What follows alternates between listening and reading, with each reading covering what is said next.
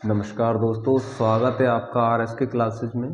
आज हम खानवा के युद्ध के बारे में बात करेंगे जो 17 मार्च 1527 को लड़ा गया। इससे पहली वीडियो में हम बात कर चुके हैं पानीपत के युद्ध की। उससे पहली वीडियो में हमने बाबर के आगमन और उसके आक्रमण देखे हमने, और उससे पहली वीडियो में हमने बाबर की मध्य एशिया की स्थिति की चर्चा की थी। उसी क्रम को हम आज आगे बढ़ाते हुए जो है खानवा के युद्ध को देखेंगे कि बाबर ने किस या किन परिस्थितियों के आधार पर जो है खानवा की विजय की। क्योंकि हम लोग फैक्ट के रूप में पढ़ते हैं कि खानवा का 17 मार्च 1527 को हुआ, बाबर ने गाजी की उपाधि धारण कर ली, बाबर ने जिहाद का नारा दे दिया, बाबर ने जो है इस राणा सांगा को हराया इस युद्ध में। तो फैक्ट है। यह युद्ध कहाँ लड़ा गया? तो फतेहपुर सीकरी से 10 मील दूर जो है खानवा में लड़ा गया यह युद्ध। तो ये फैक्ट है, लेकिन हम इसकी थोड़ी सी डिटेल चर्चा करेंगे क्योंकि हमारा जो मूल प्रश्न है वो कहाँ से बनने की संभावना है कि जो महाराणा जो राणा सांगा थे उनकी जो है महासंघ की नीति क्या थी, और बाबर को इस नीति ने किस हद तक रोके रखा। इस प्रश्न की हम मूल चर्चा करेंगे क्योंकि हमारा जो मेन फोकस है वो लिखने के बेसिस पे होगा हमारा, क्योंकि हमको सोचना है कुछ। फैक्ट तो हम लोगों को पढ़ने ही पढ़ने हैं, लेकिन हम लोगों को थोड़ा सा उसका डायमेंशन भी सोचना है। तो हम लोग बात करते हैं बाबर के द्वारा खानवा का युद्ध जो लड़ा गया उसकी हम चर्चा करते हैं। तो हम लोग देखें कि बाबर ने जैसे ही पानीपत का युद्ध लड़ा, और पानीपत का युद्ध लड़ने के बाद राजपूतों से उसको चुनौती मिली, क्योंकि राजपूत जो मेवाड़ था बहुत शक्तिशाली शासन चल रहा था वहाँ पर, और राणा संग्राम सिंह अर्थात राणा सांगा वहाँ पर शासन कर रहे थे, जो एक महान योद्धा थे। वो अभी तक अपने जो मेवाड़ में अनेक जो है क्षेत्रों को जीत चुके थे, और उनका जो दायरा था वो कहाँ आगरा के निकट फतेहपुर सीकरी तक भी था, और उनका एक राज्य की सीमा हो जाती थी। इधर बाबर ने दिल्ली पर आक्रमण कर लिया, और दिल्ली पर आक्रमण करने के बाद उसने आगरा को भी जीत लिया था, और इस चुनौती के फलस्वरूप बाबर ने जो है फतेहपुर सीकरी से 10 मील दूर जो है खानवा नामक स्थान पर जाकर इस खानवा के युद्ध को लड़ा। बाबर जानता था कि मैं एक शक्तिशाली जो है मेवाड़ जो साम्राज्य या मेवाड़ जो राज्य है मैं उससे लड़ने जा रहा हूं। तो बाबर ने सबसे पहले क्या किया, इस युद्ध में अपने सेनापतियों को बयाना तक भेज दिया।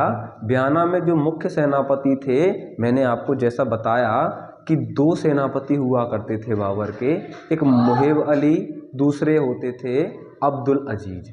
दोनों ही बयाना पहुंचते हैं, राणा सांगा की सेना से लड़ते हैं, और दोनों ही पराजित हो जाते हैं इस युद्ध में।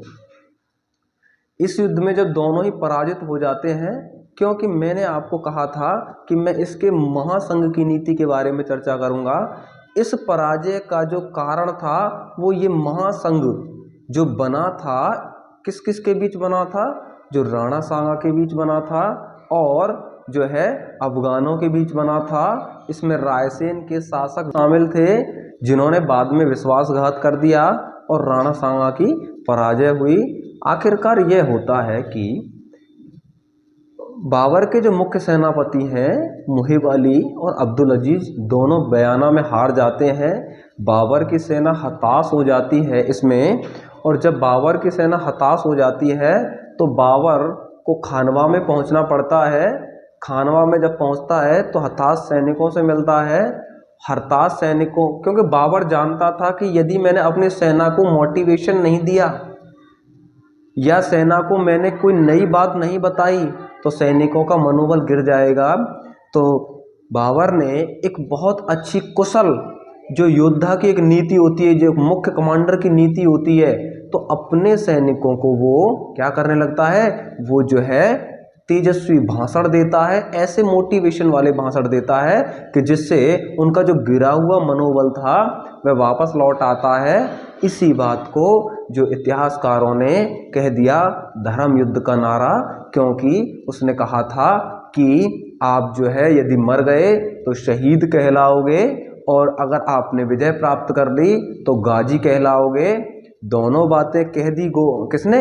बाबर ने अपने सैनिकों को। कहाँ कह दी? खानवा में कह दी। जब खानवा में इन बातों को कह देता है तो कहते हैं कि धर्म युद्ध का नारा दिया, अर्थात जिहाद का नारा दिया। बाबर ने अपनी सेना को पुनः संगठित किया, और जब पुनः संगठित कर लिया बाबर ने तो एक ऑटोमन विधि के तहत, क्यों कि राणा सांगा को हराना इतना आसान नहीं था कि राणा सांगा जल्दी से जो है हार जाएगा। तो राणा सांगा को हराने के लिए बाबर ने अपनी जो तुगलनुमा पद्धति थी उसमें थोड़ा सा फेरबदल किया, और जो मंगोल नीति अर्थात जो ऑटोमन की जो नीति होती थी उसमें क्या कर दिया, जो है बदलाव कर दिया। बदलाव क्या कर दिया, इसको हम स्ट्रक्चर में ही देख लेंगे कि बदलाव ये कर दिया उसने। कहा कि भैया ऐसा है, एक तरफ जो है बाएं तरफ जो है तोप गाड़ी रखी जाएगी। मान लेते हैं कि ये क्या है, बैटलफील्ड है, और बैटलफील्ड है तो एक तरफ बाईं तरफ और दाईं तरफ क्या होंगे, अलग अलग पद्धति के आधार पर जो है व्यवस्थित सेना को संगठित किया जाएगा। मैंने आपको बताया कि ये रूमी पद्धति का ही एक भाग हुआ करता था कि इसमें दाएं और बाएं भाग और मध्य भाग में सेना को बांट दिया जाता था। दोनों को जब बांट दिया जाता था तो बाईं तरफ इसने क्या किया, इसने इस बार बाईं तरफ एक तोप गाड़ी रखवाई, और दाईं तरफ और अग्रिम जो पंक्ति होती थी वहां पर क्या कर दिया, वहां पर जो है जो बैलगाड़ियां होती हैं उनको क्या कर दिया, उनको जो है लोहे की जंजीरों से बंधवा दिया। और जब लोहे की जंजीरों से बंधवा दिया है तो उनका घेरा तोड़ना बड़ा मुश्किल हो गया राणा सांगा की सेना के लिए। हर मोर्चे पर इसने सिपाही तैनात कर दिए, क्योंकि यह जो है त्रिकोणीय पद्धति में चलती थी इसकी घेराबंदी। किसकी? बाबर की। बाबर की जो घेराबंदी थी वो त्रिकोणीय पद्धति में चलती थी, और जब त्रिकोणीय पद्धति में चलती थी तो सेना कोई बच नहीं पाती थी और उसको जो है मुंह की खानी पड़ती थी। इस युद्ध में, खानवा का जो युद्ध हुआ, इस युद्ध में इस ऑटोमन विधि ने अपनी महत्वपूर्ण भूमिका निभाई, और बाबर को जो है बाबर के लिए विजय का मार्ग प्रशस्त कर दिया। जब बाबर को इस युद्ध में विजय जो है प्रतीत दिखाई दी तो बाबर ने अपने सैनिकों के लिए भी इनामों की बौछार कर दी कि अब इनाम और ज़्यादा दिए जाएंगे। आखिरकार यह हुआ कि राणा सांगा की पराजय हो जाती है। इस युद्ध में जो है राणा सांगा के जो मुख्य सेनापति थे या तो लगभग मारे गए थे या फिर वो क्या हो गए थे, बहुत बुरी तरह से घायल हो गए थे। इस युद्ध में जो है बाबर ने राणा सांगा को भी बुरी तरह से घायल कर दिया।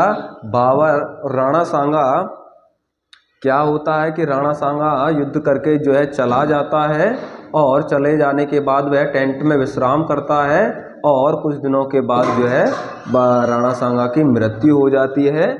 बाबर ने कहा है अपनी आत्मकथा में कि मैंने जो है राणा सांगा से जैसा वीर महान योद्धा नहीं देखा है। क्योंकि वे लड़ने में सक्षम थे राणा सांगा, और जब राणा सांगा लड़ने में सक्षम थे, अगर उनके साथ विश्वासघात ना होता तो क्या नहीं हो पाते, वह हार नहीं पाते और खानवा की विजय नहीं हो पाती। मैंने जैसा कि पहले ही बताया था आपको कि इस जो है बाबर के द्वारा महासंघ का कंसेप्ट है, यही बहुत इंपॉर्टेंट है इस युद्ध में। महासंघ के कंसेप्ट को ही तोड़ दिया। मैंने क्या, अब कैसे तोड़ेगा बाबर, देखो जहां एक और बयाना में इसकी पराजय हो जाती है तो दौलत खां लोधी आकर मिल जाता है इससे, जो इब्राहिम लोधी का चाचा था, वहां इसकी पराजय हो जाती है। उधर कन्नौज में चंदावर पर कब्जा हो जाता है किसका, हसन खां और हुसैन खां दोनों भाइयों का कब्जा हो जाता है। और इससे क्या होता है, जो कन्नौज के पूर्वी अफगान थे वो क्या हो रहे हैं, बहुत परेशान हो रहे हैं। तो अब त्रिगुट सा बन गया है। कैसे का त्रिगुट बन गया, राणा सांगा का त्रिगुट बन गया, और एक कौन, जो हसन खां और हुसैन खां जो दोनों भाई हैं मेवाती, वो क्या हो रहे हैं, वो भी राणा सांगा की सेना से जाकर क्या हो जाते हैं, मिल जाते हैं। लेकिन पूर्वी अफगान के जो सरदारों का कुछ समूह था वो बाबर से आकर मिलता है, और जब बाबर से आकर मिलता है तो बाबर की शक्ति भी बढ़ती है।